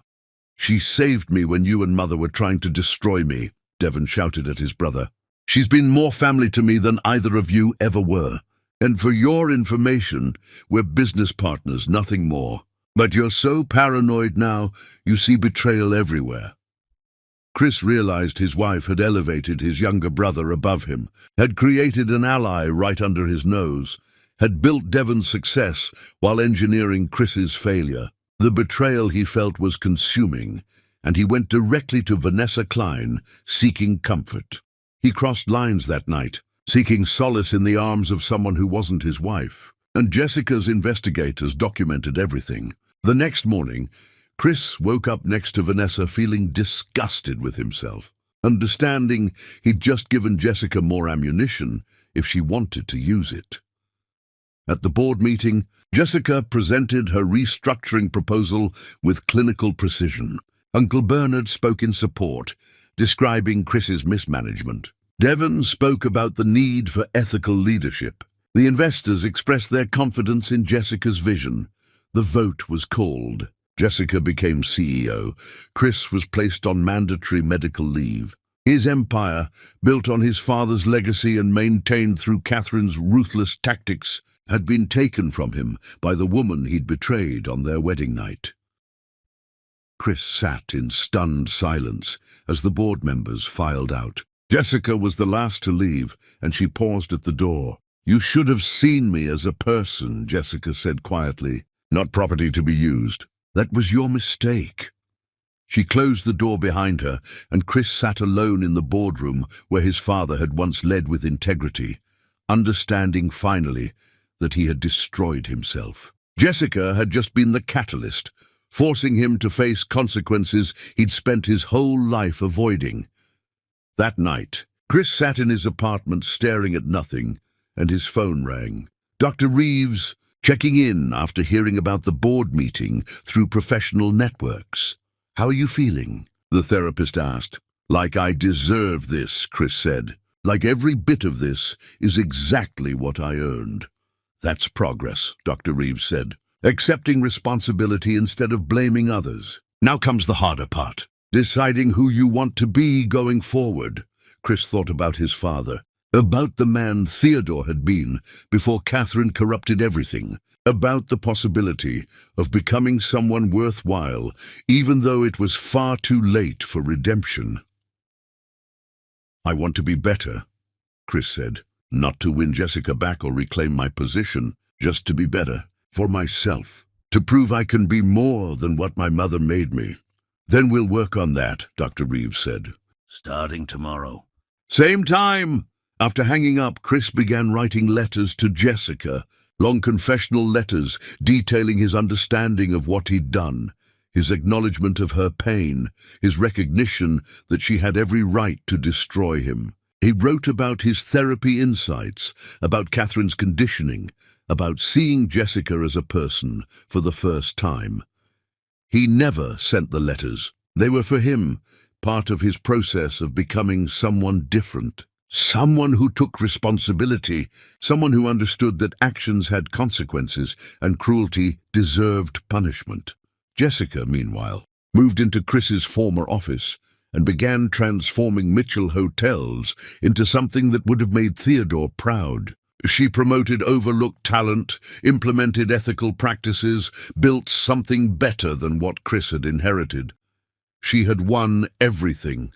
The company, the empire, the complete destruction of everyone who'd tried to destroy her. She should feel triumphant. Instead, she felt hollow, as if winning had carved out essential parts of her, leaving nothing but the cold machinery of revenge where a person used to be.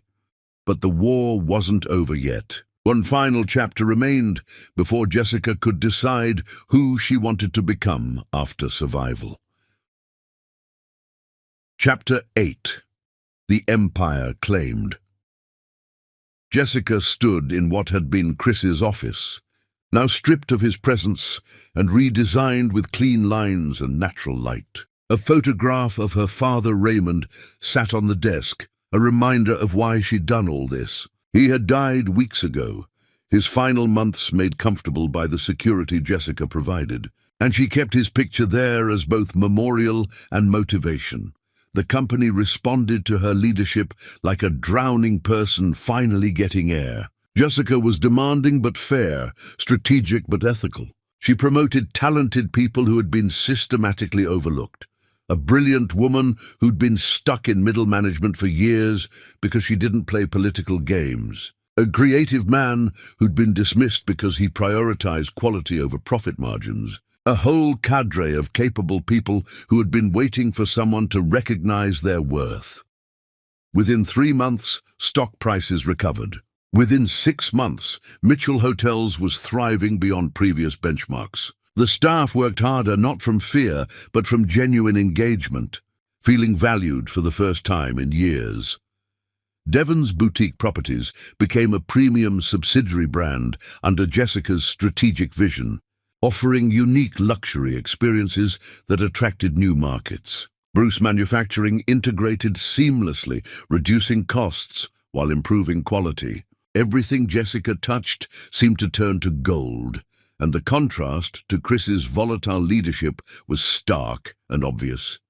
The business press called her a visionary. Magazines wanted her story for inspirational features about women overcoming adversity. Book deals and speaking engagements piled up in her inbox. Jessica declined them all, preferring to work rather than perform, to build rather than boast. But she made sure Chris saw every article, every glowing review of her leadership, every comparison that painted him as the troubled heir and her as the savior. She wanted him to understand completely what he'd lost when he walked out of their bedroom on their wedding night. Chris had collapsed entirely. He lived alone in the downtown apartment, attending therapy 5 times a week now, working through decades of Catherine's psychological abuse and his own learned cruelty. Dr. Reeves was helping him confront truths he'd spent his life avoiding, and the process was excruciating. One session particularly devastated him. Dr. Reeves asked Chris to list everyone he'd hurt, to really think about the damage he'd caused throughout his life. Chris spent an hour naming people, employees he'd fired cruelly, business partners he'd betrayed, the brother he'd dismissed and belittled. The father whose legacy he'd corrupted, and Jessica, who topped the list with her wedding night humiliation. "I destroyed her trust before she even knew me," Chris said, his voice breaking. "She was innocent, brought into this family against her will, and I made sure she knew she was nothing but property on the very first night." What kind of person does that to someone? A person who was taught that was acceptable behavior, Dr. Reeves said. But you're not that person anymore. You're someone who recognizes the harm and wants to be different. That's significant growth, Chris.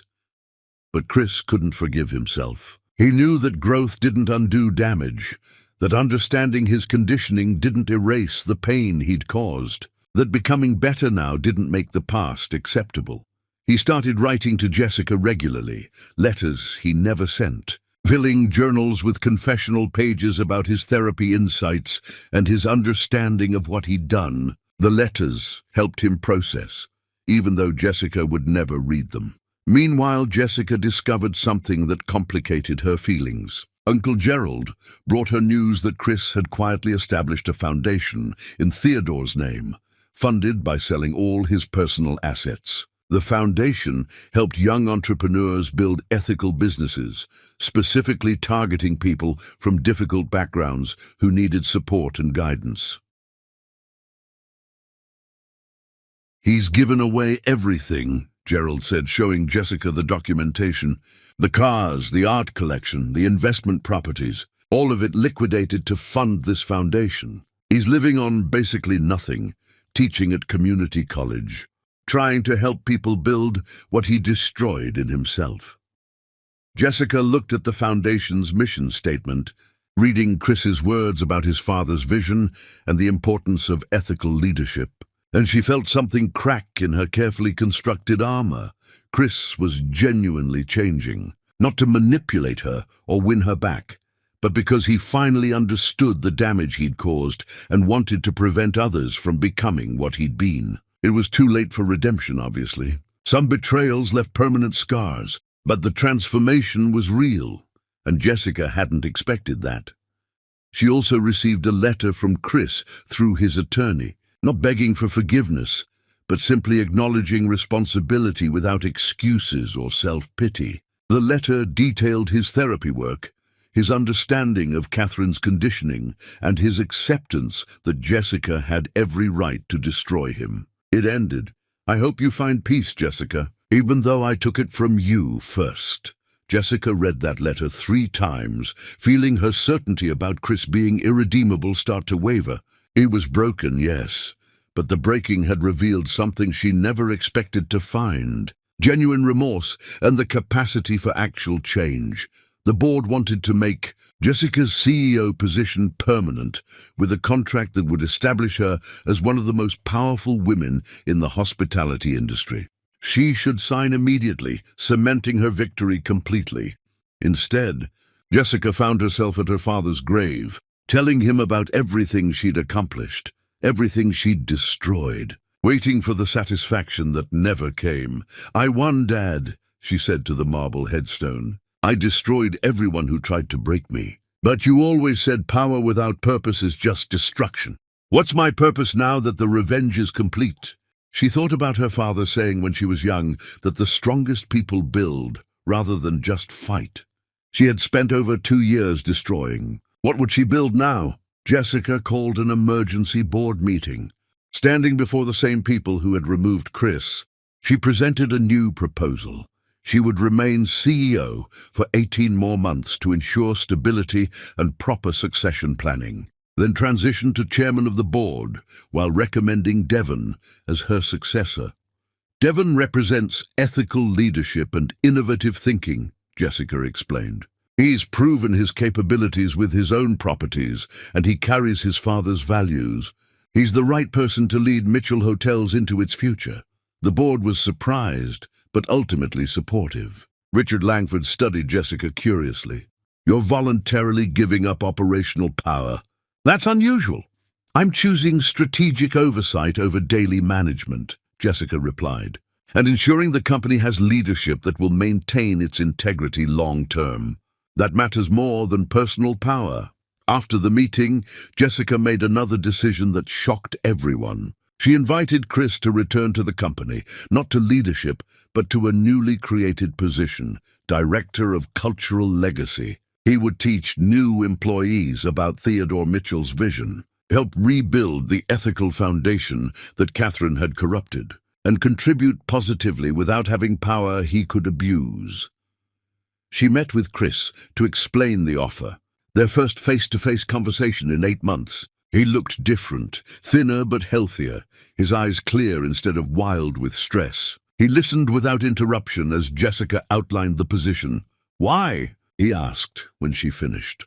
Jessica had prepared for this question, but now, sitting across from this man who had destroyed her on their wedding night, but who had genuinely transformed in his breaking, she found the answer more complicated than she expected.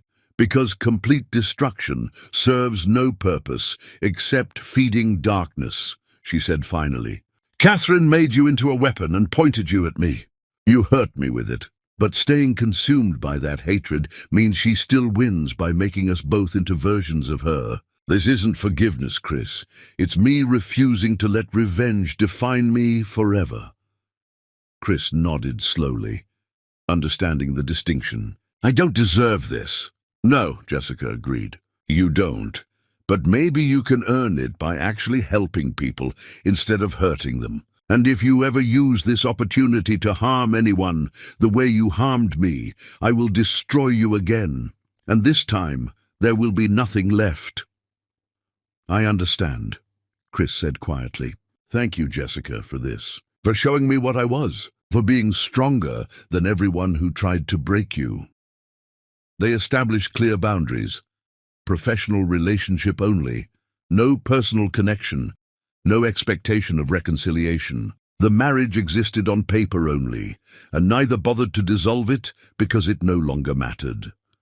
Jessica began slowly reconnecting with parts of herself she'd frozen during her revenge campaign. She spent time with Natalie's daughter, discovering joy in the child's uncomplicated laughter. She took painting classes, finding an outlet for emotions she'd suppressed for years. She volunteered at a women's shelter, helping others escape situations where they felt powerless. And slowly, incrementally, Jessica began to thaw. The armor remained as scar tissue, permanent reminder of what she'd survived, but it wasn't her entire identity anymore. She could be both the woman who had destroyed her enemies and the woman who was learning to build something new from the ruins. Uncle Gerald visited one final time before retiring completely. He looked at his niece and shook his head with something like sadness. "You were the best student I ever had. You could have ruled empires, destroyed anyone who crossed you. Instead, you're teaching people and painting pictures. It's disappointing. It's called knowing when to stop," Jessica said. "You should try it." Gerald left, and Jessica never saw him again. She had learned everything he could teach, then surpassed him by understanding what he never would. Revenge was just survival, not victory. Real victory was learning to live afterward. As the transition date approached, Jessica felt strangely nervous. She had defined herself by revenge for so long that stepping back from daily control felt like losing identity. Who was she when she wasn't destroying enemies or proving herself? She didn't know yet. But maybe that uncertainty was okay. Maybe becoming someone new meant not knowing exactly who that person would be, staying open to possibilities instead of demanding certainty. The girl who walked down the aisle in white was dead and buried. The cold destroyer who replaced her was evolving into something more complex. Someone who had survived the fire, learned to wield it, and then learned when to let it die down to manageable heat instead of all-consuming flames. Jessica stood at her office window, watching the sunset paint the city gold, thinking about everything she'd accomplished and everything she'd lost in the process. She had won every battle she fought. But Natalie's question haunted her.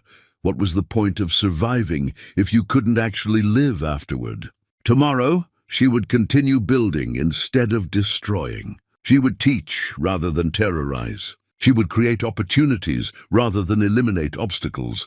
It wouldn't undo the damage she'd done, or the person she'd become in pursuit of revenge. But maybe slowly she could become someone who carried both versions inside her without being defined by either.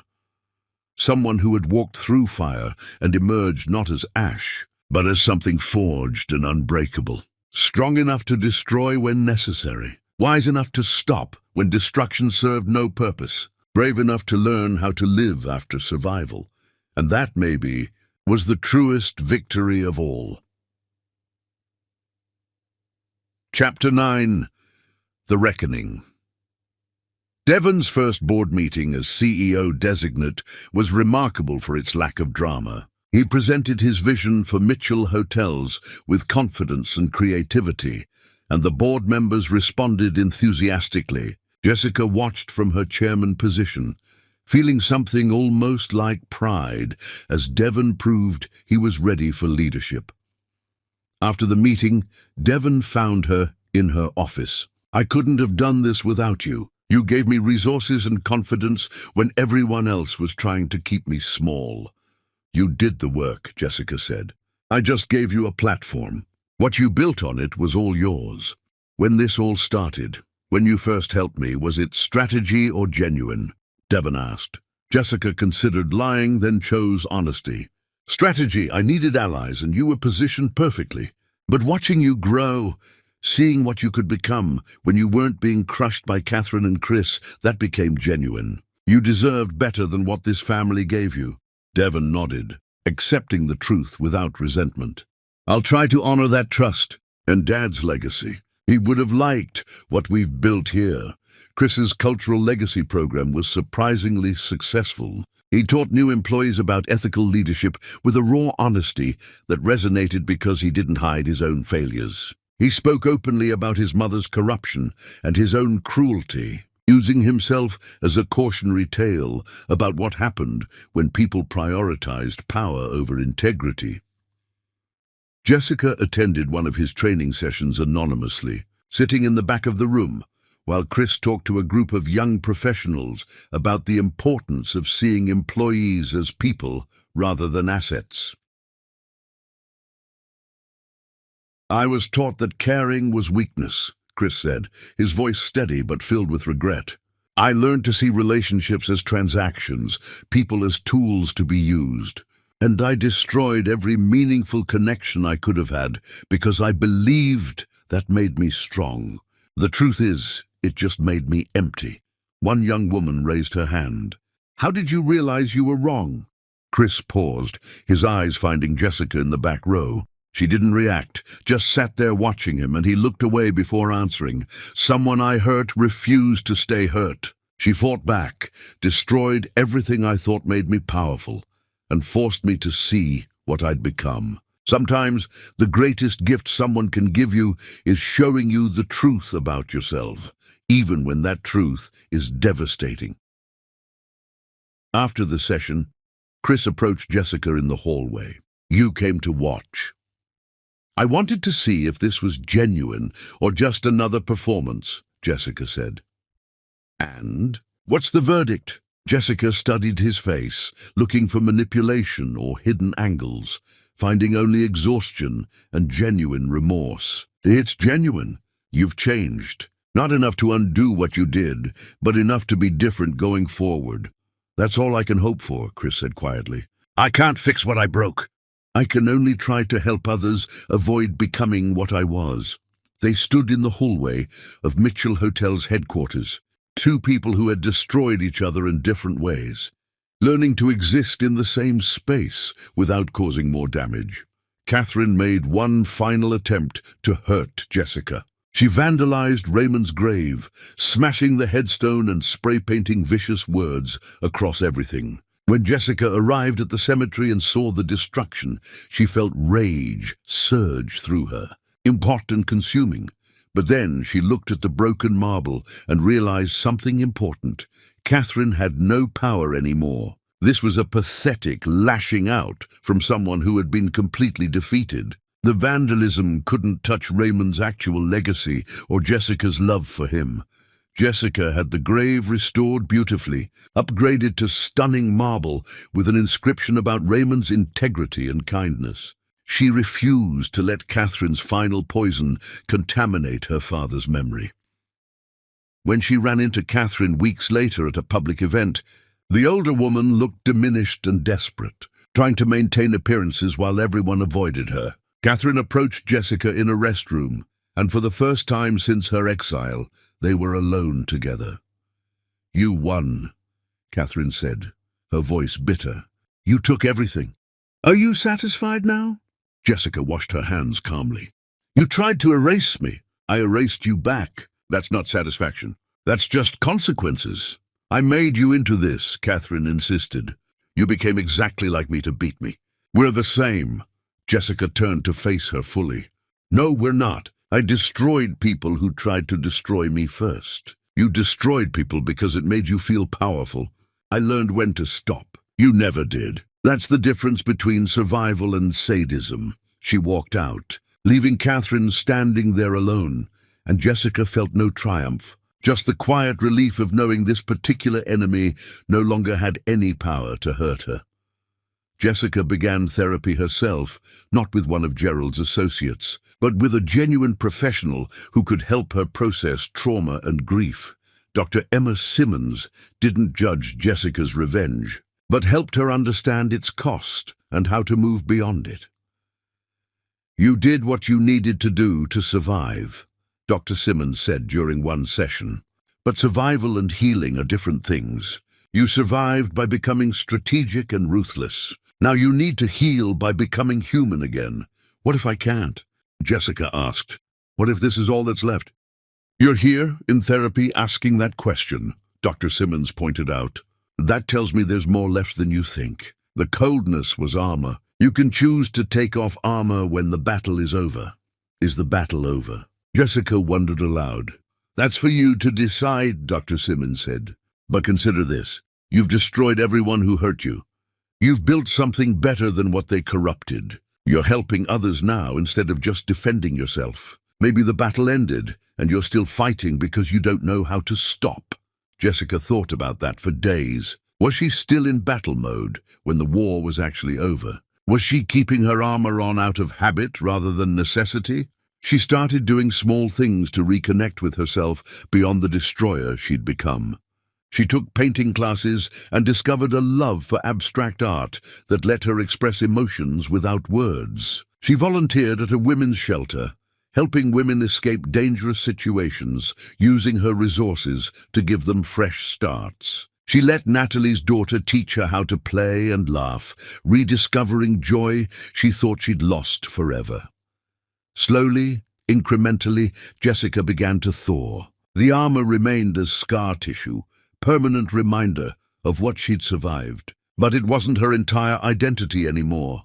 Chris wrote to her occasionally, letters about his therapy progress, his work with the cultural program, his attempts to become someone Theodore would have been proud of. Jessica read the letters but rarely responded, maintaining distance because some wounds were too deep to bridge completely. But she didn't hate him anymore. She just felt indifferent, which was its own kind of freedom. He had hurt her. She had destroyed him for it, and now they were both trying to become something better than what that conflict had made them. One evening, Natalie invited Jessica to dinner at her house. Jessica arrived to find a warm, chaotic family scene. Natalie cooking with her husband helping, their daughter playing on the floor. Laughter and love filling every corner. "This could have been you," Natalie said gently, pouring wine. "If Chris had been different, if Catherine hadn't been cruel, you could have had this kind of life." Jessica thought about walking down the aisle in white, still believing in possibilities, before that door opened at 2 a.m. and shattered everything. No, this was never going to be my life. The Mitchells destroyed that possibility on my wedding night. But maybe I can build something different now. Like what? Natalie asked. "I don't know yet," Jessica admitted. "But something that's mine, not defined by what they tried to take from me or what I took back from them. Something new." As the transition date approached, Jessica felt ready to step back from daily control. She had built something sustainable, had positioned Devon to succeed, had created foundations that would outlast any individual leader. Mitchell Hotels honored Theodore's vision again, and that was enough. On her last day as CEO, Jessica stood in the office she'd claimed from Chris, looking at her father's photograph on the desk. "I did it, Dad. I survived them. I built something better than what they had. Now I'm going to figure out who I am when I'm not fighting." She left the office, left the daily operations, and stepped into her chairman role with relief rather than regret. She had won every battle she'd fought. Now it was time to figure out what came after victory. The girl who walked down the aisle in white was dead and buried. The cold destroyer who replaced her was evolving into something more complex and human. Someone who had survived the fire and was learning to build rather than just burn. And that evolution, painful and uncertain as it was, felt like the truest victory of all. Not destroying enemies, not claiming power, just learning to live as a complete human being again, carrying both strength and softness, both strategic brilliance and genuine compassion. Jessica didn't know exactly who she was becoming, but for the first time since her wedding night, she felt curious about possibilities rather than just focused on destruction. And maybe that curiosity, that openness to becoming rather than just surviving, was what healing actually looked like. Chapter 10. The Woman Who Survived. The transition ceremony was held on a clear morning at Mitchell Hotel's flagship property, and Jessica felt lighter than she had in years. She handed CEO responsibilities to Devon officially, watching him accept the role with grace and confidence, and she stepped into her chairman position, feeling not loss but relief. "You're really doing this," Devon said afterward, holding the symbolic keys to his new office. "Giving up daily control." "I'm keeping strategic oversight," Jessica corrected. "But yes, you're ready, and I'm ready to step back. There's more to life than running companies." That evening, Jessica stood on her apartment balcony, watching the sunset paint the city gold. Her phone buzzed with a message from Chris, something he did occasionally now, maintaining their professional relationship. "First board meeting next Tuesday. Agenda attached. Thank you for everything, Jessica. Dad would have loved what you've built." Jessica read the message and felt warmth instead of cold satisfaction. She had spent so long focused on destruction that learning to feel genuine positive emotions again was strange and uncomfortable, but somehow right. Natalie visited with her daughter, and Jessica spent the afternoon playing with the little girl, letting her paint her nails and tell elaborate stories about imaginary friends. Watching Natalie's easy maternal affection, Jessica felt no envy, just quiet appreciation that her sister had the life she deserved. "You seem different," Natalie observed after putting her daughter down for a nap. "Lighter somehow. Less like you're carrying the weight of planning someone's destruction." "I'm not planning anything anymore," Jessica admitted. "I won everything I set out to win. Now I'm trying to figure out what comes next." "What do you want?" Natalie asked. Jessica thought about that question seriously. "I want to help people who are in positions I was in. Women forced into impossible situations, people being used as pawns in family power games. I want to build something that prevents what happened to me from happening to others." "That's beautiful," Natalie said, squeezing her hand. "Dad would be proud." Jessica established a foundation in Raymond's name, funded by her wealth from Mitchell Hotels, dedicated to helping people escape toxic family situations and build independent lives. She poured energy into it, using her strategic skills for creation rather than destruction, and found satisfaction she'd never experienced during her revenge campaign. Chris's cultural legacy program continued thriving, and he occasionally consulted with Jessica about expansion possibilities. Their interactions remained professional and bounded, but the hostility had faded into something more like mutual respect between former enemies who had both transformed. One afternoon, Jessica received a letter from Chris that was different from his usual updates. This one was personal, handwritten, vulnerable. I know you'll never forgive me, and I'm not asking you to, but I wanted you to know that you saved my life by destroying it. Catherine had made me into something monstrous, and I would have stayed that way if you hadn't forced me to see what I'd become. You could have just ruined me and walked away. Instead, you gave me a chance to become something better. I'll spend the rest of my life trying to honor that gift by helping others avoid becoming what I was. Thank you, Jessica, for surviving me, for showing me what strength actually looks like. Jessica read the letter 3 times, feeling something crack in her carefully maintained emotional distance. Chris had genuinely changed, not to manipulate or win her back, but because being destroyed had somehow freed him from Catherine's conditioning. She didn't respond to the letter. Some things didn't need responses, but she filed it away, acknowledging that Chris's transformation was real and permanent. Months passed, and Jessica found rhythm in her new life. She chaired board meetings, providing strategic guidance without micromanaging daily operations. She worked on her foundation, helping women escape situations where they felt powerless. She painted abstract pieces that expressed emotions she couldn't articulate, filling her apartment with color and creativity. She traveled to New Zealand to open Mitchell Hotel's newest property, a stunning, sustainable resort that represented everything the company had become under her guidance. Standing on the balcony of the resort, watching mountains paint themselves gold in sunset light, Jessica felt genuine peace for the first time since her wedding night.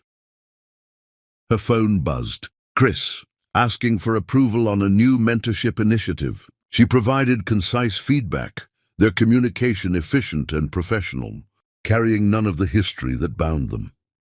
Behind her in the suite, Natalie's daughter was playing, her innocent laughter filling the space. Jessica had invited them to the opening, wanting to share this moment with people who mattered rather than celebrating alone. "Aunt Jess, look at this shell I found," the little girl exclaimed, running to show her treasure. Jessica admired the shell with genuine interest, seeing the child's pure joy in simple discovery, remembering what it felt like to find wonder in the world before Catherine Mitchell tried to destroy that capacity. She hadn't forgiven Catherine or Chris. She never would. Some betrayals carved permanent grooves into your soul, but she had stopped letting that betrayal define her entire existence. The grooves remained as scars, proof she'd survived, but they weren't bleeding wounds anymore. That night, after Natalie put her daughter to bed, the sisters sat on the balcony, sharing wine and watching stars emerge in the darkening sky. "Are you happy?" Natalie asked. Jessica thought about that question carefully. "I don't know if happy is the right word, but I'm not consumed by rage anymore. I'm not planning destruction. I'm building things, helping people, discovering interests beyond corporate warfare. If that's not happiness, it's at least peace. Dad would be proud of you," Natalie said. "Not for the revenge part, but for surviving it and becoming something more afterward." Jessica raised her glass to the mountains, to survival, and to whatever comes after. They drank together, and Jessica felt the weight of the past finally beginning to lift.